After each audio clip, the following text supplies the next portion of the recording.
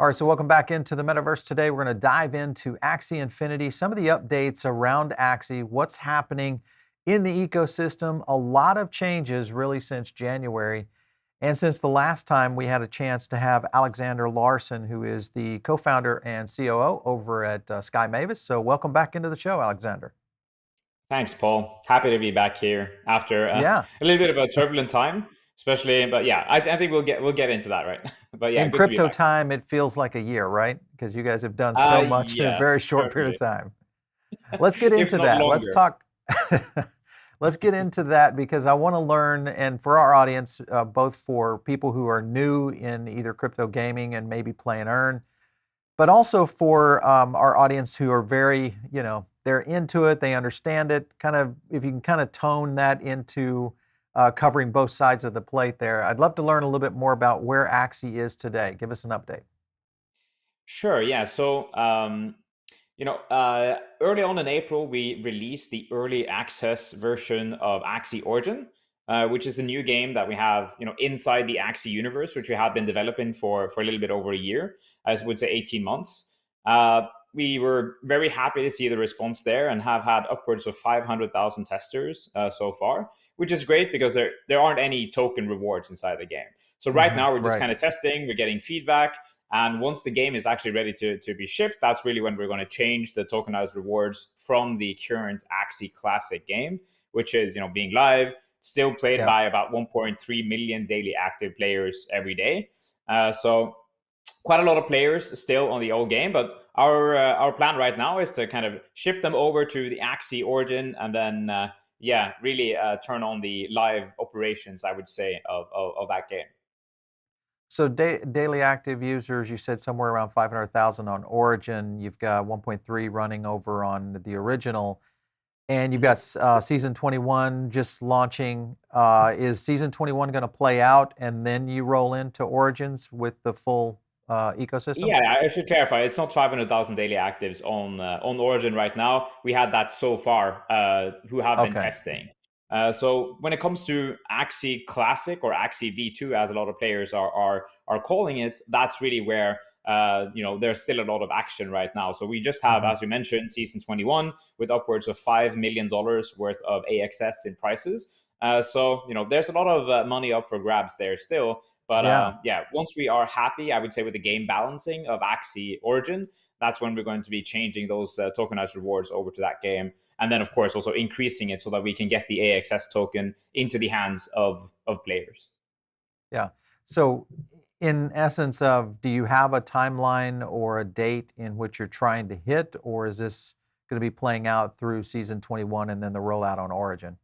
Yeah, I think what we're talking about here conservatively is about between 2.5 to 3 months at least before Hmm. Axie Origin is ready. I mean, we Okay. have, this is a small league, but we're planning a larger kind of world championship in Axie Origin a little bit later this year. So obviously the game needs to be in a good state for us to release that. And that's also, when we're aiming to make it available on Apple Store and also Google Play. Hmm. So when we're looking Okay. at, for example, the Axie V2 game right now, the only way to play it on Apple is actually to download it on Test Flight, which is already capped out by 10,000 players a long time ago.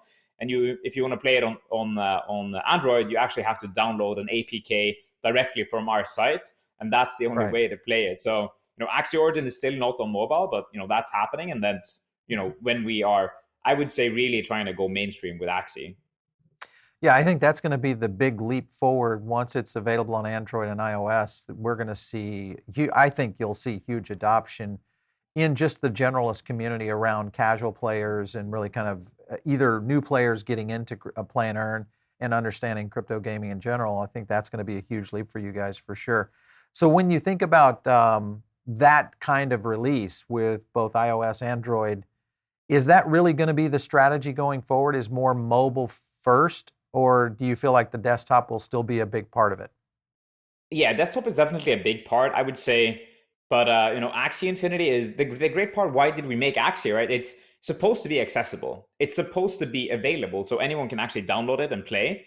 So that's why it's not like a AAA type of graphics or anything. And I think some people might underestimate that just how important it is to get real eyeballs on these products. So in Right. in in gaming, we often talk, especially in mobile gaming, we often talk about the Angry Birds moment for mobile Hmm. games, which is really when it started to take off, when people were like, okay, I can actually use my phone to play a fun and exciting game. I think now people are going to start realizing that I can actually play a fun and exciting game and actually have the chance to earn some tokens or to interact with crypto just through that game, and which is totally crazy when you compare to some of these like normal or traditional type of mobile games. So that's really our market. And when we see how big it is, well, it's our thesis that these mobile economies will be, if not only one order of magnitude bigger than the mobile economies of today, but maybe Right. even 10. I think we see how much traction has Axie had so far. It's generated over 1.3 billion dollars in revenue since its inception, and our players have traded for over 4 billion dollars in NFTs. So obviously there's a hell of a lot of potential here, but we still have a long way to go in terms of getting really normal users into this. And I think we started seeing it a little bit in the Philippines last year, but those the Filipino crowd, they're willing to take the leap, right? They're willing to download an application directly from an APK. But like Western players, they don't accept that. They would rather they just Hmm. need that. It's very simple. Okay, here's the game. Click download. Okay, then I can play. Then I have my crypto wallet. Like that's what we're aiming for. Yeah, I think that will normalize a lot of adoption in, at least in the Western world, like you had mentioned, just in general, which is a large part of the gaming ecosystem that's out there. I want to get into the gaming side of things. Chapter 2, the adventure mode release. What does that look like in terms of the timeline? How do you see this coming into play? Yeah. So what I mentioned initially is that we are really going to focus on live operations inside the game. And what that means is like more seasons, as we said, more chapters in adventure mode, Hmm. and also different breeding events, for example. So everything so that people have something to do inside the game over a longer period of time. And that's really what you call like live operations or game as a service. So you have Right. people who love the Axie Infinity IP, and they continuously have new things to do, new things to explore, and also to socialize, right? And I think in terms of adventure mode specifically, what we're looking for here is to make it so that it actually has massive replayability. And that means that every time you load up adventure, there's a new thing waiting for you. Like there are some Hmm. random elements. And I think really that's going to make it a lot of very exciting, especially when it comes to speed running and these kinds of like modes that the broader community, or the broader, I would say, normal gaming community actually loves. I was looking at the good information there, but I was looking at the season 21, the rewards chart you guys publish, which has gone up for season 21 in terms of the amount of rewards being paid out. With that being the case, with season 21 and it rolling out, will the tradition, I guess the traditional version of Axie get phased out completely as Origins takes over, I'm assuming? Yeah, I mean that's the going thesis, but I know we have a lot of V2 fans, right? A lot of people want to play V2. They find that it's very competitive at the highest level. There's mind games there. It definitely has that chess aspect to it. So Yeah. we might be bringing like a V2 back one time in the future, but more maybe as a casual game or something that people can play a little bit later. Right now, we actually can't do that due to some technical like capacity internally. We really just need all hands on deck on the Axie Origin game. So kind of cutting our ties there for a little bit. Of course, keeping the source code, like having it available. That's really the strategy moving forward. And if we Yeah. can do that, like put all the rewards from V2 into Origin while having the game be like more exciting for new players, particularly, right? It needs to be easier to learn and just faster to get started, and then of course have ways for them to spend money without actually expecting any type of monetary return. Like basically what's happening here is that these players who are coming into Axie, they can earn some tokens down the line, but actually what they have to do is play the game for fun. They need to treat it more Mhm. as an entertainment platform. And I think Yeah. that's really what we're going to see more and more and more and more into these kind of GameFi or play to earn or play and earn, as kind of we've Mhm. evolved into right now, because we know that we need to make sustainable economies. That's basically everything that it's about right now. Yeah, and I guess when you look at that, how big of a difference was it for free to play for Axes versus, do you see that as a huge stimulus as to really gaining new players and people getting access to it? Yeah, so free to play will definitely be a key, but I think most importantly, right, is you have to view Axis as this ticket into a broader game, like broader game universe. So while maybe the Axie current, the kind of origin game, maybe it's not for everyone. Imagine something like Axie Runner or Axie Merge.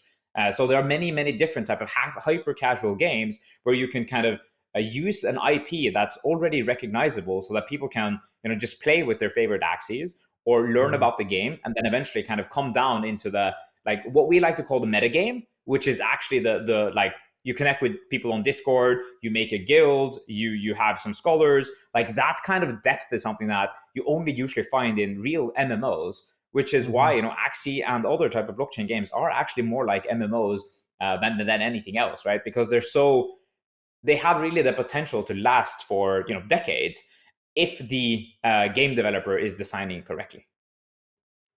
What are Alexander, let's get into some of the biggest improvements that would be coming for Origins. If you look at the roadmap and you think, hey, Mhm. some of the key things, because obviously you've started to learn a lot from the players that are in the game testing right now. What are some of the big achievements and things you guys are slotting in for Origins currently?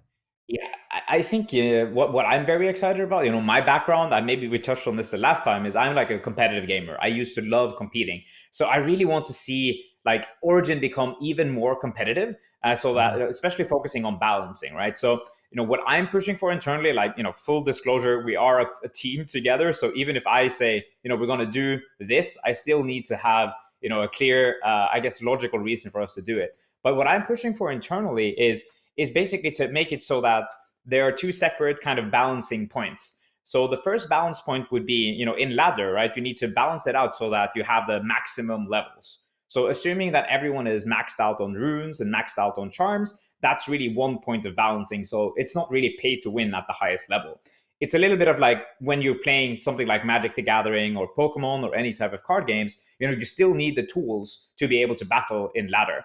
So Right. that's kind of one balancing point. And then the other balance point would be like what happens in tournaments, because you also want people to be able to compete in tournaments, but some of them might not have the economic power to buy out to like totally maxed out cards. So we need another balance point that's more attainable, so that people feel like they have something to work towards.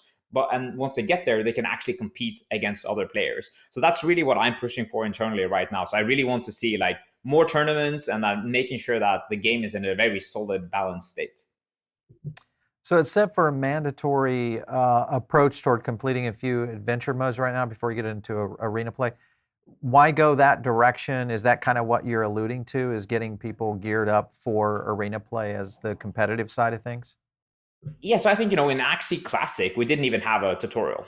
So the Mhm. only way to get started was you had to crawl somewhere, you had to learn from someone or go to YouTube and find a content creator, and you were lucky if they were able to explain it to you in a good way. So Axie Classic, or V2 as it's called, was never really we scrapped further design on it because we weren't happy with how the process was going. So that's kind of why we left it there and we focused everything on Origin. Um, and a part of that is also, of course, having a tutorial, having a this very clean journey for people to come into the game. Oh, here are some starter axes. Like it's a Yeah. little bit akin to the Bulbasaur, Charizard, and Squirtle that you would find in Pokemon, right? So you need to have these like points where people can feel like it's balanced out from a certain point of view. So you come into Axie, you have your main starter axes, and it's designed so that you can actually win, so that you can actually progress, rather than what happens in Classic is you play the game, you get thrown in with the sharks, and you just completely get destroyed because you don't even know anything. So that's really something we have been looking forward to over the past year. And of Okay, course, the so game is it just looks much better graphically. Like the yeah, VFX is yeah, better, the sound effects is better. It's just like a much more complete game than what we had in Axie Classic. yeah, for sure. When Alexander, when you look at player growth, because this is going to be a big part of how really Axie becomes mainstream. Obviously, the iOS and Android approach, getting to the mobile side of things, is going to be a big part of this. But what other strategies is Sky Mavis employing now to really start to try to roll this out, from either whether it's a marketing aspect or some sort of structure from a community building process? What's the approaches you guys are taking to grow players? Yeah, so we have a couple of legs to stand on here. Like first, of course, is organic growth. Like the way that crypto is set up, usually you want to tell your friends, right? Oh, I'm in this. Hmm. You want people to join, but we can't really rely on that too much, and that's the thing that's been there for ages. So what we have to focus on is like, can we do paid marketing, for example? And Yeah, then we're really looking at like how much does it cost to acquire a customer versus the lifetime value that customer is bringing in. So it's just sure. basically a math piece, and then it's about making sure that the creative ads that we're shipping actually does the game justice. So that is one part of it, and then we're looking at other kind of more organic ways. So what we need is to empower the community, and we can do that through, of course, very basic referral codes, or what we like to call them is like creator codes. So we have that, and that's really for the specific influencers, you might call them, or the content creators who are making amazing content in Axie, who we of course love, but we want to make sure that they can actually also get something in return for all the money, for all the time and effort that they put into it. So we're looking at a content creator code, and of course that should be a little bit like more exclusive. And then we also have a basic kind of referral code.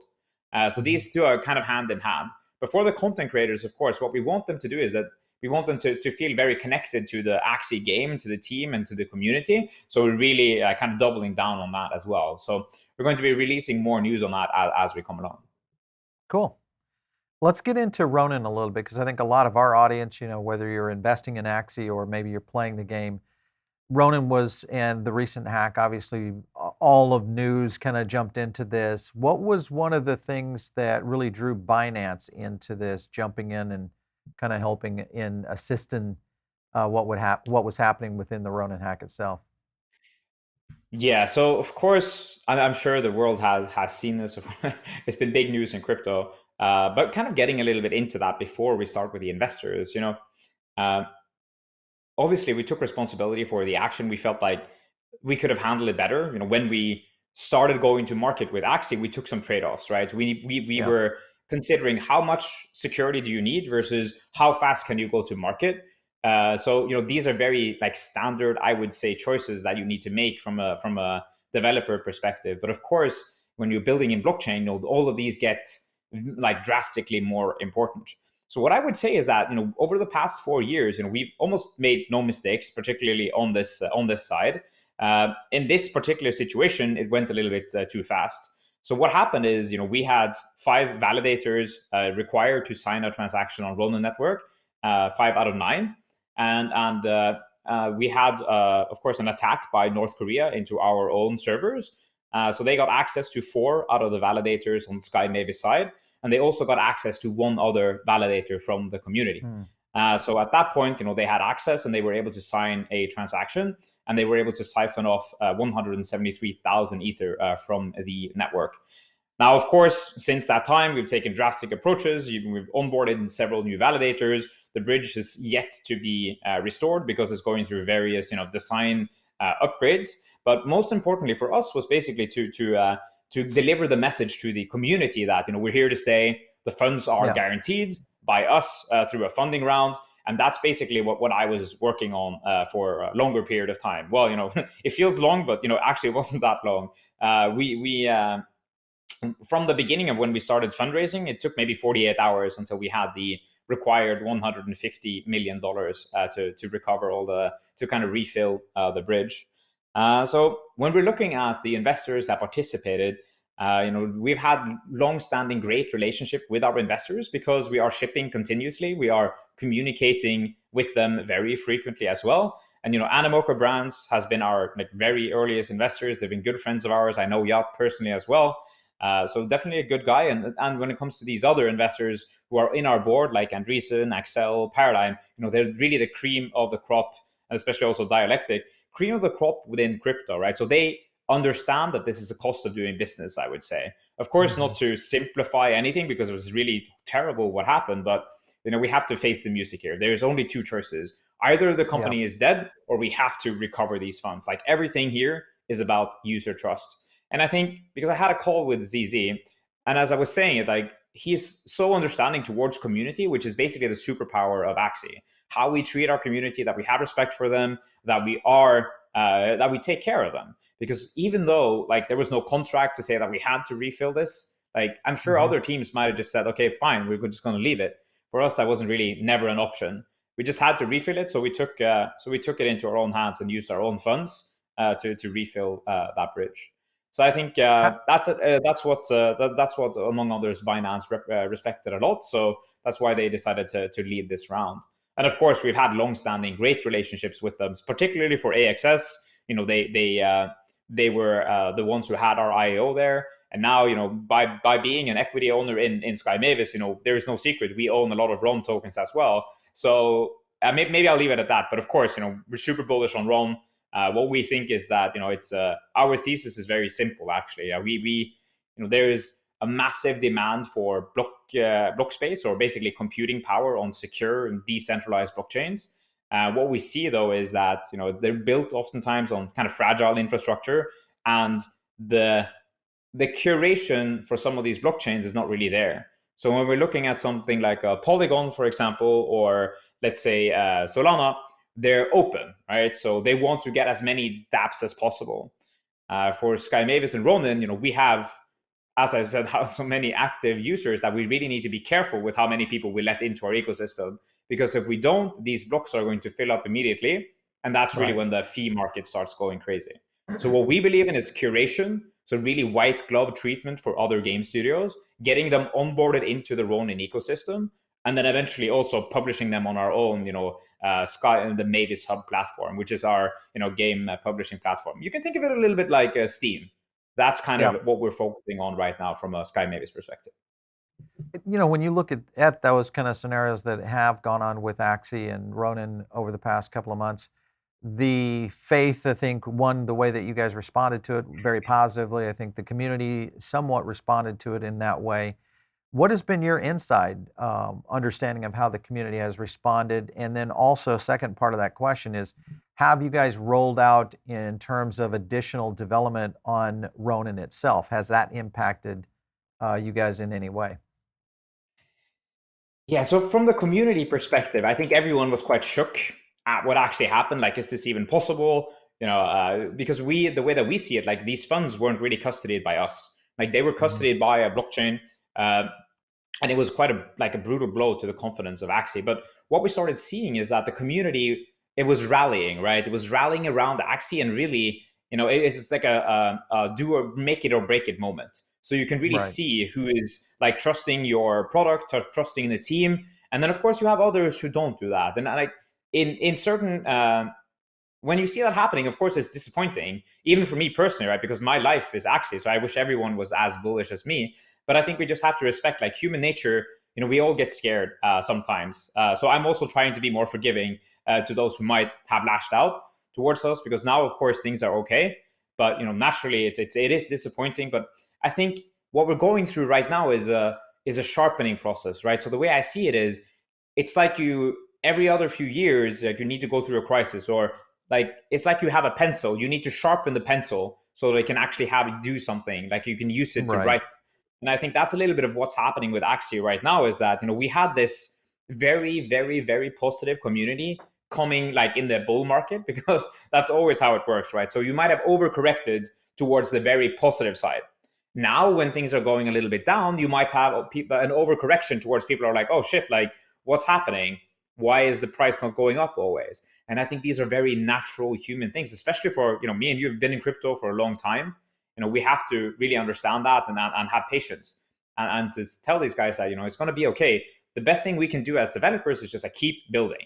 That's the only thing we can really do, and just keep saying that, you guys, we are here. We're not going anywhere. And I feel like I had a tweet video, I think, where I was like, I just came out of the basement. I just been in there for 7 days, haven't been outside, like just only working with this whole funding round and kind of the crisis management for the hack. And I think really that was it was very well received. So there's a lot of good people, and of course humans are also susceptible to becoming negative sometimes. I think that's okay. We have to get past it together. And when I'm thinking on Ron, right, I think we see that there's a lot of people who are incredibly bullish on Ron, but maybe on the team side we haven't been as good at explaining what is actually why should people be holding on to Ron. So, back in the day when we shipped the token, we had to give people free transactions on Ronin so that they could actually play and do something. now we're going to remove all of the free transactions very shortly, and then so that people actually have to have Ron. And people are also should also be aware that Ron has its own native DEX, the Katana DEX. So all of the money, like in the revenue from Katana DEX, is actually belonging to the protocol itself. So it's the first of its kind, which is pretty exciting. Yeah, very cool. I want to get into Axie Land because this is something that we're continuing to see more growth on. How far away is Axie Land gameplay? What does that look like, in the coming months, maybe the rest of this year? Yeah, so a nice video that you have up on the screen. This is an early version of the new Axie Land, right? So it's in 3D. It's a lot more immersive. We're going to get all of the Axies like redesigned in 3D. So we actually took this new direction, which also impacted the timeline a little bit. But to make sure that the landowners are feeling heard, we're actually activating land staking. So that we can also distribute a little bit of the AXS tokens into the landholders, which I think is going to be very important. And we see that, especially when you're looking at like how much are people rewarding their community. Like if you look at Bored Apes and other like top NFT projects, like there is no really denying it that we need to be better at making sure that the rare asset holders in Axie Infinity is being seen and heard. So for us this is very important, and I think maybe historically we could definitely have been better at that.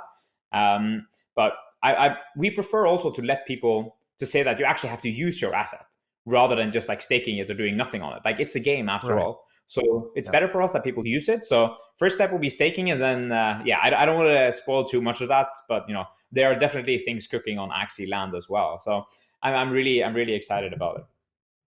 So do you feel like this is something that's going to happen this year, in terms of the timeline? We might have some sort of land gameplay this year. I'm not sure it's going to be the same that people are expecting, but it's not impossible that we'll have some tests at least, and then yeah, we'll see about that. I can't go too deeply into the timelines because we've our motto is actually under promise and over deliver. So that's we'll see how we can get there. Well, I mean, you guys have a ton on your plate right now. Obviously, the Ronin Hack was the first kind of hit within the ecosystem. You've got Origins that was in the throes of development, which has come out now, and is a really great position, I think, to really take on mobile gaming to the next level. Plus, you had Season 21 getting ready to roll out, so you've got all this happening, and then you've got Land on top of that. How is the team responding to this? That seems like a lot of big projects on the team at Yeah. once. For sure. I mean, so right now we're scaling like crazy. So we're about 130 people right now, and really looking to build out the business organization. So just from a developer inbound perspective, just so to kind of put things into so that people should understand, like we just announced the builders program. I might have touched on that the last time as well, but You did. it ended Yep. up being over 1,800 applicants from the community who wants to use the Axie Infinity IP. And we've also since that seen, I would say, upwards of 30 different like really great developing studios kind of coming to us because they want to use the Axie IP and they want to make different type of games. Of course, we've been really vetting these guys and doing DD. And what we see is that we actually need a much larger team on the business development side, so who can do actually like truly DD and find those who have the same similar thesis as we do, especially on community. So that's kind of for the Axie side. But what we're also looking at is basically different third party, like different game studios who have a similar idea of community and want to ship great games. And we don't really have too much space. As you said, we need to be really selective because we are not such a big team. But what we want to make sure is that the game studios that we're working with for Ronin, they need to win. They need to be the absolute best in class because we are going to be staking our reputation on these guys. Yeah, yeah. Well, it's going to be fun to see. I think as we see more and more of the IP start to move out, I think into the ecosystem of just crypto gaming in general. And also, when you look at how mainstreaming, I think Axie is probably one of the few games that is in the perfect position, that pole position, to really kind of go mainstream for sure. So lots happening there. When you look at burn events like the Lunacian Express that you guys did, a few months back, are there any more events like that planned for this year? Yeah, I can't go into details about specific burn, but we're exploring, for example, let's say that we partner with a third party game studio who's making basically an Axie game. Rather than them making money, they could say that, okay, we're going to burn Mm. Axies there. So that's a pretty interesting mechanic, which is, classic, like for what we are exploring. And other than that, of course, there will be different things coming from us. I think more breeding events is something that we're incredibly excited to launch, with like limited edition skins and these sort of things that we know players are clamoring for. But all of these things have to come with a real live operations schedule, so that once you begin, there needs to be a clear, like, okay, every 6 months we're doing this, every 6 months we're doing that, and of course, like, even sooner. And I think seasons, right? Every season that we have now, it lasts about 60 days. It's a good way for us to really just get some continuity in kind of the games that we are shipping. What kind of okay, so that's interesting to hear. With that all, I mean, because this gets into roadmap kind of scenarios here, partnerships, leaning into partnerships. Any kind of updates as far as partnerships with Axie as a whole right now since we last Yeah, talked? we get a lot of inbound here too. I think it's just been a matter of finding out which project is the best fit with the Axie IP, right? So I'm not Yeah, sure if I mentioned it the last time, but we can't partner with something like a cigarette brand because it's just like off-brand. So we really yeah, need to be very careful with that. But we have something cool that might be coming up soon, and we're also talking to, I guess, many different I would say parties who are interesting. But I like, from the business perspective, I also prefer to not spoil too much, because like sometimes we go all the way to the finish line and there's this small thing that really doesn't make it work. And then yeah. if I've said something, I prefer that's really what we have to do. So I kind of leave it at that. There's a lot of stuff cooking, but I can't really confirm until it's really locked in and it's happening. Yeah. I find that to be the case with a lot of interviews that we do here in the gaming side, is that it's often, strategically from both the roadmap aspect, but also just because it affects the community in such a big way. It's much like a publicly traded company in a way. When you think about, you can affect stockholders and really by just doing those kind of. So I think a lot of times when, and people in the comments, they get crazy. We want more information. We want more information. So they're always kind of screaming in for that. But I It's pretty completely hard. understand. Yeah, I completely understand. Because the layout and the strategy kind of moving forward is really indicative of how those partnerships come together. The fact that you're doing them, I think, is the big story here, in the sense of just that you are getting partnerships rolling in. So it'll be fun to see what those look like. Let's talk about third-party IP, because this is something we're Mhm. starting to seep into some other games out there, but there's a handful of games that I could see playing into this as maybe characters from other games moving into Axie. Do you ever see this actually working within the Axie ecosystem? Yeah, that's a really great, I think, question. So, well, let's kind of zoom out. So, what's the ideal kind of metaverse that everyone wants, right? It's, in my opinion, right, it's built on crypto so that you can actually own your stuff, and it's a place where you can hang out with the favorite asset that you have. Everyone can kind of Right. bring in, like, so if you have an Axie, if you have a CryptoPunk, whatever else that might be, that's really when they are coming together. Um, and I think something like that can happen a long time in the future, but we're still very early in those regards. So our Hmm. focus right now is just kind of to build up the intra Axie kind of game world, and then opening it up slowly over time, where we might add different kind of IPs. But the problem is there is I think actually Fortnite are the ones who are doing it the best right now in the world. Like, even if it is not on crypto, but you can see like they're pulling in IP from like Disney and all of these other major IPs. So that definitely something to look out for. But I think for us, we really need to just make sure that the game in itself is in a solid state, and that's really when we can start making some plays there. But what I'm more excited about is the land aspect of Axie as well. So we always said that, how do we build a platform for so that people can interact with their land and in a different way. So when we see something at Decentraland or the Sandbox, right, these guys, they're very focused on land, they're making a metaverse or a game world. I think that's really where we're headed with Axie Land as well, Hmm. but our strategy is different, right? We need many players first, and that's when we can like bring those players into the land. I think rather than the Sandbox and the Decentraland, where their strategy is to have the land game first, and then they need people to make the content for them. Now, Sandbox is actually doing this in a really great way, right? So they've managed to get above that, I would say, the difficult, like the beginning of the network. so that you can actually get people to want to build stuff inside your game world. Decentraland, they're kind of getting there, but for every sandbox and every Decentraland, there are thousands of failed virtual worlds out there. So I really think kind of Mhm. kickstarting those network effects, for us, it's just like how many players can we get to fall in love with the Axie IP, and then really ship that part of the meta world where we can basically bring in different type of IPs. All right, so definitely, I take that as it sounds like that's going in that direction. Let's talk about the marketing aspect. Here, especially here in the United States, with traditional marketing, we're starting to see crypto invade into the spaces quite a bit more on traditional TV. They're getting into sporting events, things of that nature. A huge presence this year in the Super Bowl commercials. Crypto was really kind of making its staking its flag in the ground, I think. When before we start to see things like this from, say, an Axie Infinity of actually advertising the game in a public, form, whether it's TV, radio, other forms of digital advertising? What's the strategy there? Yeah. Yeah, so we're working with one of the premier, I would say, creative agencies. They're called Uptick. And the plan there is to make really amazing ads so that we can push them out on mobile. But that's Mhm. one part of it, which is really kind of like paid marketing.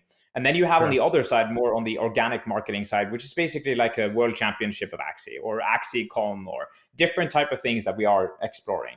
So how can we actually make, like, the idea here is always we need people to recognize the brand, to fall in love with the IP, and then eventually just kind of find it really quickly inside the app stores. Now, this is always a challenge. Like, the go-to-market strategy is very, very important and something that we have been working on for a long time. So I'm really glad that we have kind of been expanding the growth team of Axie over the past 8 months. Right now, like, it used to just be me and Jeff or Jiho. Now, we're over 15 people in the growth team. Yeah. Cool stuff there. Talk about competitions, because you being a competitive player, you've got esports competitions, really propagating, traditional gaming as a whole. Is there a plan to kind of leverage in and going into that direction? Yeah, I mean, I love esports. Over the we are actually we're actually, for the Axie World Championship, we are excited to release some more information about that shortly. But yeah, I mean, it's going to be a priority for us moving forward, and not only Yeah. like bigger tournaments, but also tournaments inside the application itself. So what you would want there is find people who just like, okay, I want to play a tournament. So you just click the tournament button and you match up against other, let's say 16 people. You guys play head to head, and then in there could be an AXS or SLP prize, and of course there's also a buy-in there as well. So you have these tournaments of skill where the idea is that the output of the tournament, so that what the revenue that the game can capture is higher than what's being paid out, so that there is some kind of money that the platform itself is earning, which of course goes into the treasury, which then again benefits all the AXS token holders. Yeah, for sure. Aleksander, I know you're on a tight timeline here. I just want to kind of hit on a couple of subjects here that is more, from a standpoint of crypto gaming as an Mhm. industry. When you look at Yep. just what's happening around the industry right now, a lot of acquisitions taking place, a lot of traditional game studios starting to spin and pivot, opening up games now that are play and earn, play to earn. And we're seeing a lot more of that. Do you feel like there's any potential, because there's a ton of really quality studios out there that are starting to play into this game. Do you think that is at any way a potential threat to the success of Axie in the coming year to 2 years? I mean, of course, there is always a threat, but what I think is that the pie here is going to be so big that it's actually Mhm. great that more people just like open their eyes to this industry. What I will say is that from a Sky Mavis perspective, we want to own at least 70% of the global like blockchain games market for the next 2 years. So that's our stated internal goal, and now you also know that too. So we believe that we will be market leaders for quite some time. But I welcome everyone. I'm even on the board of the Blockchain Game Alliance. So, and I also invest in different type of games, and we're constantly looking for other games so that we can make the pie bigger and make people understand the potential of these, like what is actually happening here. So why would people want to own their NFTs? Like why would people want to play a blockchain game? Like not everything is a scam, right? Because a lot of people think that. The sad story is that there's actually an ongoing war between normal gamers and kind of those who love blockchain games. And now why Right. is that? I truly believe it's a false narrative that's being that is being pushed by certain stakeholders. I'm not sure where necessarily they are from, but there's so many like I would say misinformation that's being spread about blockchain games Yeah. that is actually quite sad. But then you can see like what's happening in the space as well, like in terms of how many people are raising like money at insane valuations. I'm not going to call out anyone here, but sometimes I think it's a little bit crazy, right? From a Sky Mavis perspective, we were grinding for like 3 years before we had any meaningful success. We almost had no money. So it's like it's very, very different from what you see someone now who's coming in. They get suddenly $1 billion valuation for something they just have a white paper. For me, that is insane. So I'm like, okay, are we really like, do we really deserve these valuations, especially for some of the games who haven't actually generated any single cent in profit? To me, that's really weird from an investor perspective. But at the same time, it means that more money is coming in so that they can like more quality products will come out in a couple of years. So like long term, I'm very bullish. Medium term, like okay, we'll see what happens. In the short term, I believe much more in Axie than any other game. Yeah, you hit on something there that I've talked about here on this show before, is that we've already started to see valuations adjust quite a bit in the traditional tech industry, whether you think about Silicon Valley and what's happening in the tech stocks if you're a public, but also a lot of the startups that are pre-IPO. And then you look at kind of the roll-in onto crypto gaming and some of the crypto projects. In many cases, it's a lot of the same VCs. So they're starting to see these kind of scenarios play out in the pre-IPO traditional markets of tech. I think that we'll probably see some pressures on valuations really starting to resolve here in the gaming sector, meaning simply that, gamers and game companies are going to have to actually deliver the goods, I think, in a lot faster and better way to actually get these valuations. So I would agree with you. Last question I have is, now we've got a lot of these beta games that are rolling out, a lot of pre-level alphas that are now spinning to launch NFTs. So in lieu of actually launching the game, or maybe there's a timing and a strategy there. What are your thoughts about that strategy? Because that seems to be, I feel a little unusual about that approach. What are your thoughts? Yeah, so when I'm looking back at what we did with Axie, it was by necessity. We sold NFTs, we sold land because nobody would believe in us. So we needed money to actually run the business. If I could have done it differently, maybe I would have sold, or maybe not specifically for Axie, because I feel like we got very lucky in many things that we did, because the industry was like it took a long time to like raise some incredible valuations. So for Axie, like Mystic Axies, I think at one point they were like, when Ether was $200, you could buy a Mystic Axie for 200, and then now they're selling for like 800,000 for some of the most expensive ones. Yeah.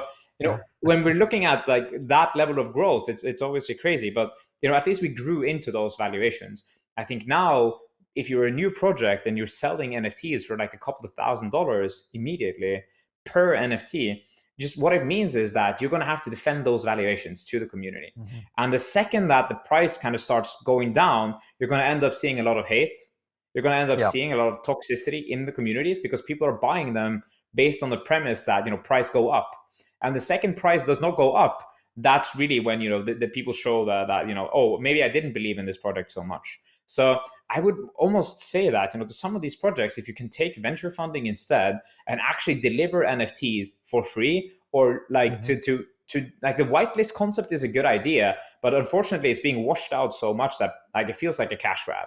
You really need to either give it up for free, or whitelist people, or find a way to sell to them that they can't sell, for example, their own NFTs, so that they are actually locked in for a little period of time. And that means that you have more time to build an extended community and kind of really, let people see who you are and your game and your product, and like be in front of the community every day. And like that's what we did. That's why we had this very, very core community kind of coming into the bull market.